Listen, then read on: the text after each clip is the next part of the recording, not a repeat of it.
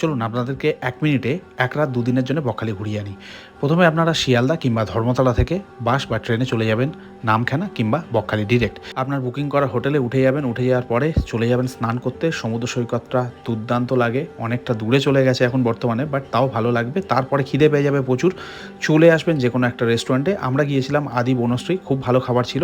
তারপরে ফের চলে আসবেন হোটেলে, বিকেলটা রেস্ট নিয়ে সন্ধ্যের সময় একেবারে মনে করে চলে যাবেন সমুদ্রের বিচে। এখানে নানা রকম পদের নানা রকম মাছ, চিংড়ি, কাঁকড়া সব পেয়ে যাবেন। আমরা নিয়েছিলাম লোটে ফ্রাই, আর তার সঙ্গে ছিল কাঁকড়া কষা, যেটা মাস্ট ট্রাই।